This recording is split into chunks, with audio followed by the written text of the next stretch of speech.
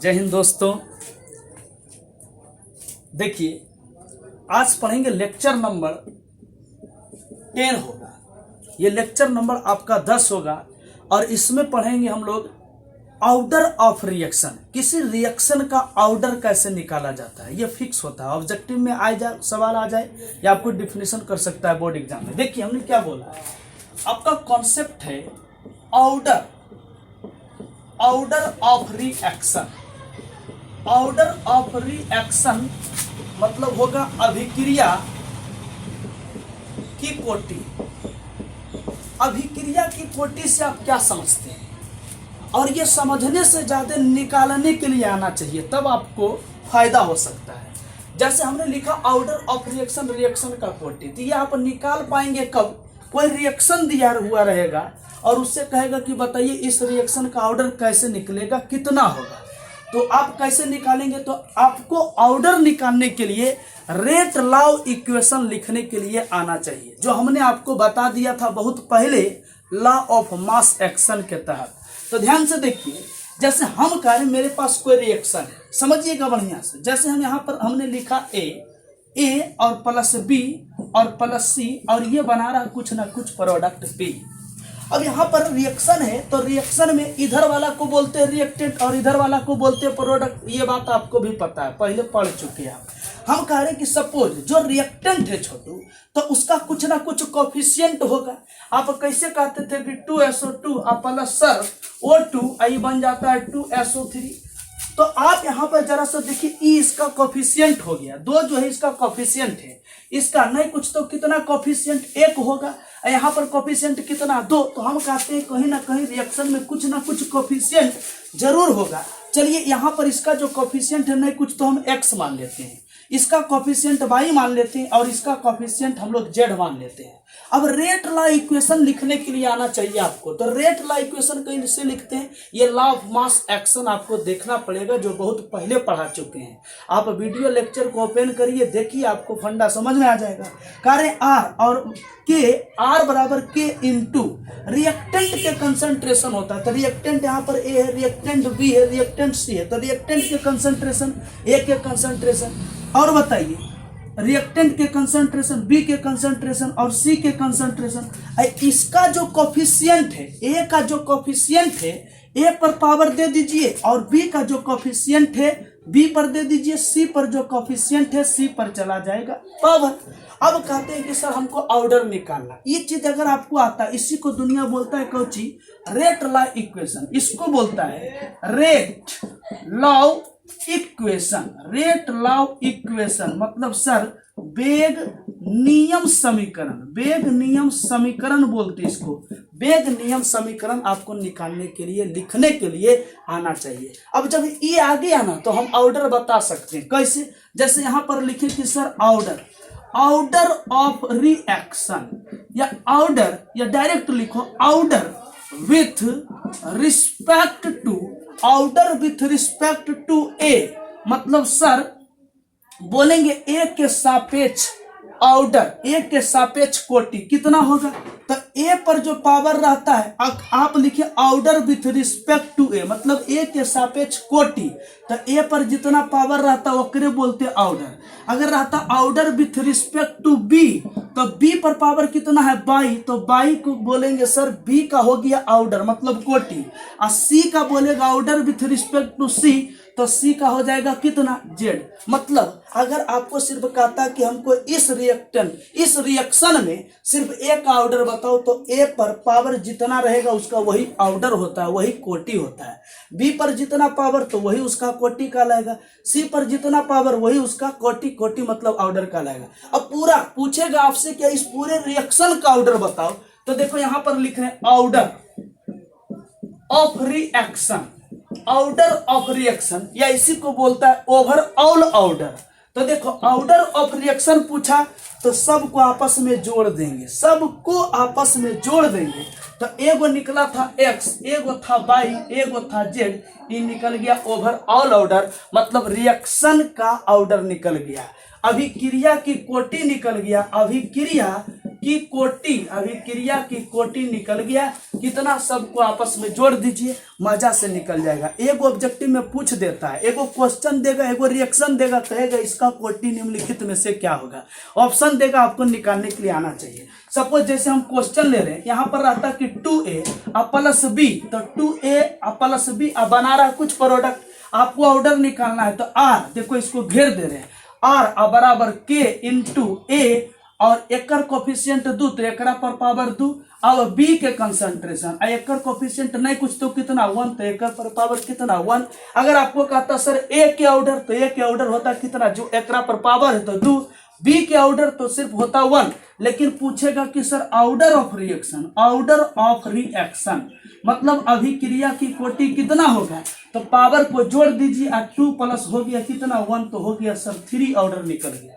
आपको कहता क्वेश्चन में ये रहता, समझिए H2 प्लस I2 अब बन गया 2HI, तो ऑर्डर निकालना है, तो बोलो K इंटू H2, H2 के दिख रहा है ना, H2 तो H2 नहीं कुछ तो कोफिशिएंट कितना 1, कौन तो कह रहा 2 ने, जी ना ई ने, आगे वाला देखिए, तो एकरा पर पावर 1, और बताइए I2 नहीं कुछ तो कितना 1, तो 1, बोलो ऑर्डर कितना निकल जाएगा इस रिएक्शन का, तो 1 प्लस 1 हो गया 2।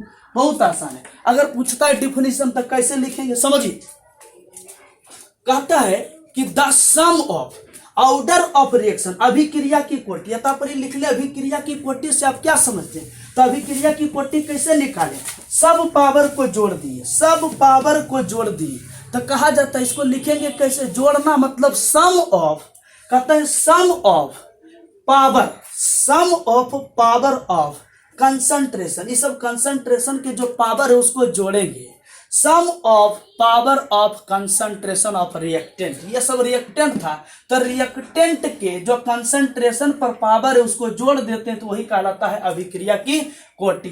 तो हम इसको लिखते हैं sum of the power of concentration, sum of the power of concentration of reactant in given Cauchy में रेट लॉ इक्वेशन, शॉर्ट में लिख दिया इक्वेशन, आपको पता है। देखिए हमने क्या लिखा, हमने लिखा कि सर इन given rate law equation, given rate law equation है कि नहीं है, तो रेट लॉ इक्वेशन में दिए गए, गिवन मतलब दिया गया रेट लॉ समीकरण में रिएक्टेंट के कंसंट्रेशन के, तो रिएक्टेंट के सब कंसंट्रेशन है, देखो इधर वाला को बोलते थे रिएक्टेंट, तो रिएक्टेंट के कंसंट्रेशन के पावर का जो सम होता है, जो योग होता है, उसी को बोलते हैं हम अभिक्रिया की कोटि। तो हमने लिखा sum of the power of concentration of reactant in given rate law equation is called क्या होगा, तो इज कॉल्ड हो जाएगा हमारा order of reaction, order of reaction. अगर आपको लिखना होगा इसका हिंदी तो आप लिखिएगा किसी दिए गए वेग नियम समीकरण में अभिकारक के सांद्रण के घात के योग को अभिक्रिया की कोटि कहा जाता है। आपको बिल्कुल इसी तरह से निकालना है, कहीं कोई टेंशन लेने की बात नहीं। देखिए हम हट जा रहे हैं, आप बढ़िया से इसको लिखिए या स्क्रीनशॉट करिए, ये आप पे डिपेंड करता है। तो आपको क्या है कि ऑर्डर निकालने के लिए आना चाहिए, ये 2 नंबर का सवाल आपको बोर्ड में आता है। अब बात आता है कि ऑर्डर आप निकालते हैं किसका, किसी न किसी अभिक्रिया का। तो अब थोड़ा सा ये भी बात बनता है कि आपको अभिक्रिया के बारे में जानकारी होना चाहिए, मतलब रिएक्शन के बारे में जानकारी होना चाहिए। तो हम इसको मिटा करके यहाँ पर आपको बताएंगे, और ये रिएक्शन यानी रिएक्शन जिसको आप बोलते हैं केमिकल रिएक्शन होता कितना प्रकार के है इसके बारे में। चलिए इसको मिटा देते हैं।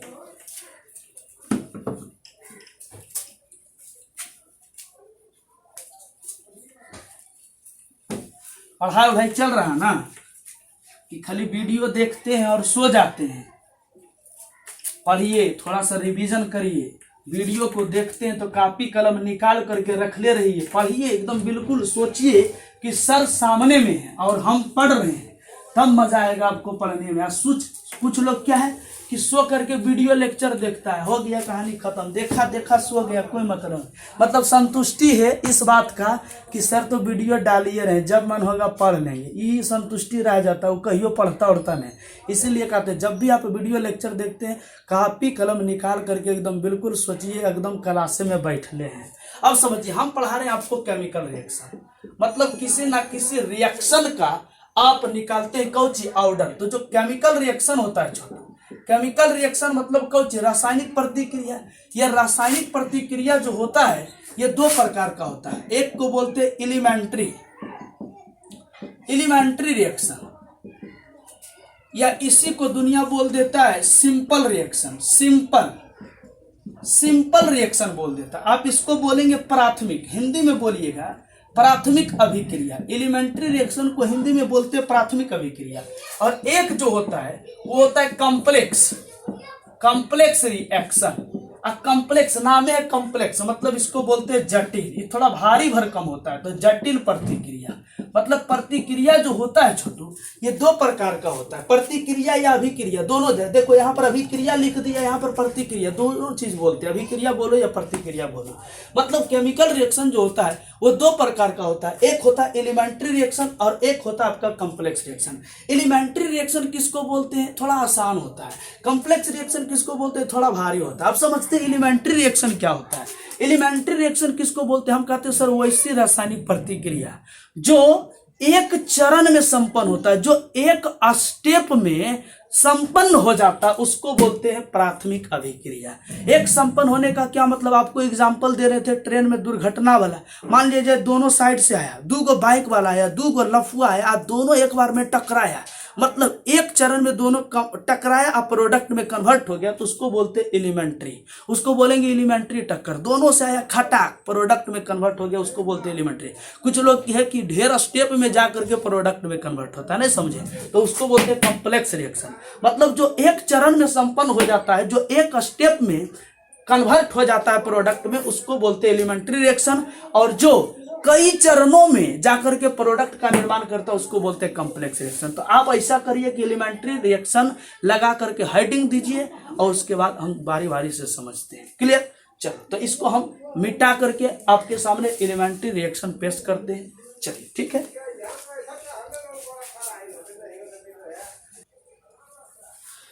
चलिए थोड़ा सा ध्यान दीजिए, हमने यहां पर लिख दिया एलिमेंट्री रिएक्शन। आप इस चीज को बिल्कुल समझ चुके हैं कि सर वैसा रिएक्शन जो एक स्टेप में प्रोडक्ट में कन्वर्ट हो जाता है। मतलब हमने लिखा डोज केमिकल रिएक्शन, डोज मतलब वैसा, केमिकल मतलब रासायनिक, रिएक्शन मतलब प्रतिक्रिया, वैसा रासायनिक प्रतिक्रिया, विच मतलब जो, अकर मतलब होता है, क्या होता है, इन वन स्टेप, जो केवल एक स्टेप में हो जाता है, इज कॉल्ड कहलाता है एलिमेंट्री रिएक्शन। मतलब वैसी रासायनिक प्रतिक्रिया जो एक चरण में संपन्न होता है उसे एलिमेंट्री यानी प्राथमिक प्रतिक्रिया कहा जाता है। उसी बात को देखिए ऐसे भी लिख सकते थे कि डोज केमिकल रिएक्शन वैसी रासायनिक प्रतिक्रिया, विच मतलब जो, गिव्स मतलब देता है, क्या देता है, फाइनल प्रोडक्ट, जो प्रोडक्ट देता है इन वन स्टेप, वैसी रासायनिक प्रतिक्रिया जो केवल एक चरण में उत्पाद का निर्माण कर लेता है, एक स्टेप में उत्पाद का निर्माण कर लेता है, उससे ही प्राथमिक अभिक्रिया कहा करते हैं। रिएक्शन होने का क्या मतलब है, रिएक्शन होने का मतलब ये होता है कि कोई रिएक्टेंट प्रोडक्ट में कन्वर्ट हो जाए। अगर आपको रिएक्टेंट प्रोडक्ट ये बात समझ में नहीं आता है तो आप शुरू से लेक्चर देखिए। रिएक्टेंट आप प्रोडक्ट नहीं जानिएगा तो केमिकल काइनेटिक्स पढ़ने गुना है। तो मतलब रिएक्शन होने का मतलब वही होता है कि रिएक्टेंट प्रोडक्ट में कन्वर्ट हो जाए, लेकिन अगर एक स्टेप में कन्वर्ट हो जाता है तो उसको बोलिएगा एलिमेंट्री रिएक्शन। अगर आपको इसका डिफिनेशन लिखना तो लिखेंगे वैसी रासायनिक प्रतिक्रिया जो एक चरण में उत्पाद का निर्माण कर लेते हैं उसे प्राथमिक अभिक्रिया कहा जाता है। ये तो बात फाइनल हुआ, ये बात चला गया। अब समझिए, जिस तरह से आप किसी रिएक्शन का ऑर्डर निकालते हैं, कोटि निकालते हैं, उसी तरह से एक चीज और निकाला जाता है जिसको दुनिया बोलता है मोलेक्युलरिटी, मतलब आणविकता। तो उसको कैसे निकालेंगे, बड़ा सिंपल होता है यार, बहुत सिंपल। तो आप ऐसा करिए कि आप एक हेडिंग लगाइए। क्या हेडिंग लगाना, molecularity of elementary reaction, molecularity of elementary. हम इधर बोर्ड साफ करते रहते, उधर 2-3 मिनट ज्यादा हो जाता है, इसीलिए बार बार वीडियो को हम क्या करते हैं, रोकते हैं। नहीं तो फिर अपलोड होने में टेंशन हो जाता है। चलिए देखिए, हमने लिखा बोर्ड पर मोलिकुलरिटी ऑफ एलिमेंट्री रिएक्शन, मतलब आप जिस तरह किसी रिएक्शन का आप ऑर्डर निकाल रहे थे बिल्कुल उसी टाइप का एक चीज है जिसको बोल रहे हैं मोलिकुलरिटी ऑफ एलिमेंट्री रिएक्शन। मतलब मोलिकुलरिटी भी निकालने वाला चीज है। कैसे निकालते हैं समझिए, बहुत आसान होता है। कैसे निकालते हैं, जैसे हम कह रहे सपोज मेरे पास कोई रिएक्शन है जी, NH4NO2 और ये मान लिया जाए बनाता है N2 और +2H2। जरा समझिएगा, बैलेंस है कि नहीं, 2 दूनी 4 हाइड्रोजन, 4 हाइड्रोजन, 2 ऑक्सीजन, 2 ऑक्सीजन, बहुत अच्छा, शानदार है। अब यहाँ पर एक रिएक्शन है। अब इस रिएक्शन में कहेगा कि बताइए इस रिएक्शन का मोलिकुलरिटी कितना है। एकरा से सिंपल कोई कॉन्सेप्ट नहीं है। बोलिए कैसे, अगर आपको मोलिकुलरिटी निकालना है, मोलिकुलरिटी जकरा दुनिया बोलता आणविकता, तो मोलिकुलरिटी किसको बोलते हैं, उस रिएक्शन में रिएक्टेंट की संख्या को बोलते हैं molecularity.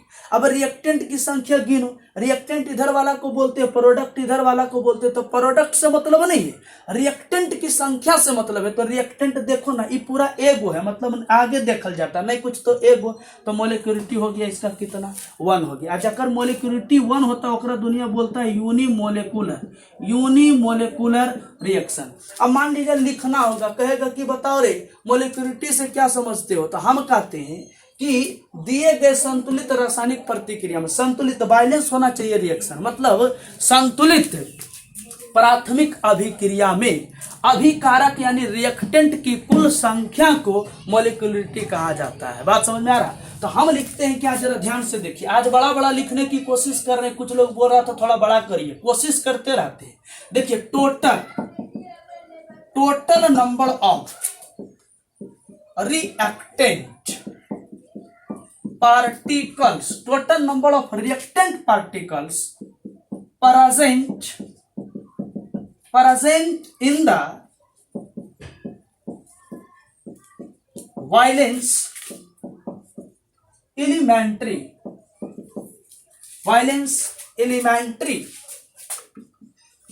reaction is called molecularity। देखिए क्या लिखा, हमने लिखा total number of reactant particles present in the balance elementary reaction. Balance मतलब संतुलित प्राथमिक अभिक्रिया, इन मतलब में हिंदी उल्टा होता है। संतुलित प्राथमिक अभिक्रिया में मौजूद रिएक्टेंट पार्टिकल्स का सभी संख्या जो होता है उसी को बोलते हैं हम लोग मोलिकुलरिटी। बहुत आसान है। मतलब अगर मान लीजिए दूसरा देते हैं, सपोज आपको देता है ये वाला क्वेश्चन, ये मान लीजिए एक क्वेश्चन था, ये एक क्वेश्चन है H2 + I2, क्या बात है, अब बनेगा 2HI। जरा ध्यान से देखिए, हमको मोलिकुलरिटी निकालना है ना, मोलिकुलरिटी कैसे निकालेंगे, रिएक्टेंट को गिनते हैं। एक बार पढ़ा रहे थे, एक लड़का जानते हैं क्या किया, कि 2 + 2 गिन के 4 लिख दिया। 4 कहाँ से होगा, मोलिकुलरिटी 3 से जनरली बड़ा नहीं होता है। अब देखो आगे वाला ना गिनना होता है, गलती नहीं करिए, इसको मत गिनिए, आगे वाला के, नहीं कुछ तो 1 और नहीं कुछ तो 1, तो एगो ई हो गया कितना, मोलिकुलरिटी 2। मान लीजिए एगो, चलो और लेते हैं, कुछ लिया जाए। हम कह रहे, बताइए आप क्या लें, हम कह रहे सर 2NO लिया अब +Cl2 लिया, ई बनाता है 2NOCl, 2NO और Cl2 लिया, बन गया 2NOCl। अब यहाँ पर मोलिकुलरिटी निकालना है, बहुत आसान। देखो गिनो, 2 गो यहाँ पर है, 2 गो है, 2 गो और एक ठो नहीं कुछ तो यहाँ पर तो हो गया कितना, 3 गो। मतलब मोलिकुलरिटी समझ गए सर, रिएक्टेंट को गिनिए, मोलिकुलरिटी निकाल दीजिए, अब बोर्ड में बढ़िया नंबर ले आइए। यही सब पूछता है, छोटा छोटा बात, ऑर्डर तो हर हमेशा एगो पूछ देता है। मतलब अगर आपको इसका हिंदी लिखना होगा तो आप लिखेंगे कैसे, तो लिखिए संतुलित प्राथमिक अभिक्रिया में मौजूद अभिकारक कण के सभी संख्या को आणविकता कहा जाता है। अब यहाँ पर जिसे मोलिकुलरिटी 1 था तो यूनिमोलिकुलर बोले, और 2 है तो बोलेंगे कौची, बाइमोलिकुलर, और 3 है तो बोलेंगे कौची, ट्राइमोलिकुलर। अगर 1 है तो यूनिमोलिकुलर, 2 है तो बायमोलिकुलर, अब 3 है तो ट्राइमोलिकुलर। बात समझ में आ रहा। अब होता क्या है कि परीक्षा में कोटि और आणविकता मतलब आउटर एवं मोलिकुलरिटी में अंतर पूछता है, तो दोनों को थोड़ा सा बैलेंसिंग करने के लिए इसके बारे में कुछ पॉइंट बाय पॉइंट करके आपको लिखाते जाएंगे। तो लिखेंगे इसको, है ना, इसको मिटा देते हैं, आगे बढ़ते हैं। चलिए देखा जाए यहां पर, देखिए हम दोनों बात को रिलेट कर रहे हैं। एक आप पढ़ें ऑर्डर और एक आप पढ़ें मोलिकुलरिटी, समझिए दोनों को रिलेट किया जाए। यहां पर हमने लिखा order of elementary reaction. Order of elementary reaction, elementary यानी प्राथमिक अभिक्रिया का ऑर्डर इज जनरली समानता इक्वल टू मतलब बराबर होता है किसके, मोलारिटी ऑफ एलिमेंट्री रिएक्शन का। मतलब एलिमेंट्री रिएक्शन का जो ऑर्डर होता है और जो एलिमेंट्री रिएक्शन का जो आणविकता होता है वो समानतः बराबर होता है। टेंशन लेने की बात नहीं, जरा ध्यान से देखिए इस रिएक्शन को। हमने रिएक्शन लिखा, आप ऑर्डर कैसे निकालते हैं, रेट ला इक्वेशन लिख दिए और वहां से जितना पावर रहता है वह ऑर्डर कहलाता है। और रिएक्टेंट, आप रिएक्टेंट कैसे, रिएक्टेंट की संख्या इसमें कितना, एक, तो मोलिकुलरिटी कितना, चूंकि मोलिकुलरिटी कैसे बताते हैं, रिएक्टेंट की संख्या को देख करके। ऑर्डर तो निकालना पड़ता है, तो बात बराबरे पड़ता है। बिल्कुल समझ में आ रहा होगा फंडा आपको। मतलब रेट ला इक्वेशन लिख दिए, यहाँ से पावर 1 तो ऑर्डर हो गया 1। मोलिकुलरिटी एक वो संख्या रिएक्टेंट के, तो मोलिकुलरिटी कितना 1। यहाँ पर भी आप देखिए वही चीज 2NO + Cl2 यहाँ, तो R आप लिखे, रेट ला इक्वेशन ऑर्डर हो गया 2 और 1 3। और मोलिकुलरिटी गिन लो, 2 गो 1 गो 3 गो, कौन तो कह रहा 2 गो 2 गो 4 गो, जी नहीं, यहाँ आगे गिनाता है, नहीं कुछ तो कितना 1 कोफिशिएंट, तो 2 1 हो गया 3। मोलिकुलरिटी मतलब ऑर्डर और मोलिकुलरिटी एलिमेंट्री रिएक्शन का क्या होता है, बराबर होता है। आगे चलते हैं, मतलब इसमें अगर लिखना होगा तो लिखिएगा प्राथमिक अभिक्रिया का कोटि एवं आणविकता समानतः बराबर होता है। अगला लाइन चलिए, मोलिकुलरिटी इज ऑलवेज, मोलिकुलरिटी जो होता है ऑलवेज मतलब हमेशा क्या होता है, होल नंबर, यानी पूरा संख्या में होता है, नेवर भी निगेटिव। मोलिकुलरिटी कभी निगेटिव नहीं होता है, कभी जीरो नहीं होता है, और कभी फ्रैक्शन कभी भी बट्टा में नहीं रहता है। समझ में आ रहा बात, मतलब आणविकता हमेशा पूरा संख्या में होता है, ना कि ये निगेटिव होता है, ना कि ये जीरो होता है, ना कि ये बट्टा में होता है। बात समझ में आ रहा, ना कि ये भिन्न में होता है। चलिए अगला कहता वैल्यू ऑफ मोलिकुलरिटी, मोलिकुलरिटी का जो वैल्यू है ये जनरली नॉट ग्रेटर देन 3, मतलब आणविकता का मान 3 से समानतः बड़ा नहीं होता है, ज्यादा नहीं होता। मतलब मोलिकुलरिटी आप जब भी निकालेंगे वो 3 ही होगा, 3 से बड़ा नहीं होगा। वही बात लिखा है कि वैल्यू ऑफ मोलिकुलरिटी, यानी वैल्यू का ये वैल्यू, मोलिकुलरिटी का जो वैल्यू होता है वो जनरली समानतः नॉट ग्रेटर देन यानी 3 से जो है क्या होगा, बड़ा नहीं होगा। ये कुछ बात था, 2-3 पॉइंट और है, उसको लिखाएंगे तो मोलिकुलरिटी का फंडा समाप्त हो जाएगा। चलिए तो आगे वाला भी हम लोग देखते हैं।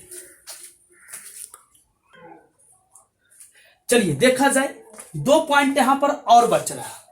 हम आपसे कहना चाह रहे, अगर आपको कोई रिएक्शन दिया हुआ है छोटो, क्लियर, और अगर उस रिएक्शन में 2 चीज होता है, एक रिएक्टेंट होता है और एक क्या होता है, प्रोडक्ट। अब यहां पर देखो रिएक्टेंट है ए और बी।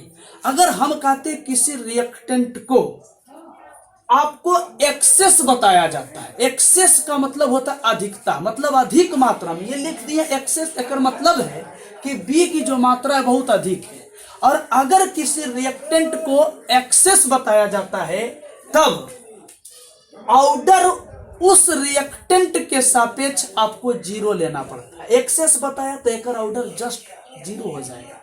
जैसे आप जिसको एक्सेस देखेंगे उसका ऑर्डर हो जाएगा कौची 0। तो देखो ऑर्डर हो गया 0, तो 0 1 R बराबर के इंटू ए के कंसंट्रेशन, और नहीं कुछ तो पावर एक होगा 1, लेकिन बी एक्सेस है तो एक पर पावर होगा 0।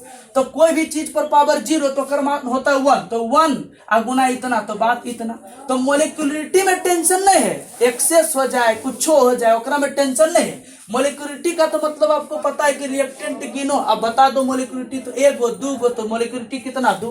लेकिन ऑर्डर में इसका टेंशन आ जाता है। ऑर्डर देखो ये तो 0 हो गया, तो ऑर्डर अब कितना, नहीं कुछ तो कितना बचा 1, तो इसका ऑर्डर हो जाएगा 1, इसका ऑर्डर हो जाएगा 1। वही बात लिखे हैं यहाँ पर कि इफ, ए मतलब एक कोई रिएक्टेंट प्रेजेंट रहता है, इफ यदि ए रिएक्टेंट प्रेजेंट यानी मौजूद रहता है इन मतलब में किसमें, एक्सेस क्वांटिटी अधिक मात्रा में, देन तब ऑर्डर ऑफ रिएक्शन, तब रिएक्शन का ऑर्डर कहता है with respect to that item, तब रिएक्शन का जो ऑर्डर है उस रिएक्टेंट के सापेक्ष, किस रिएक्टेंट के सापेक्ष, जो एक्सेस है उस रिएक्टेंट के सापेक्ष जो है उसका ऑर्डर लिया जाता है कितना, 0।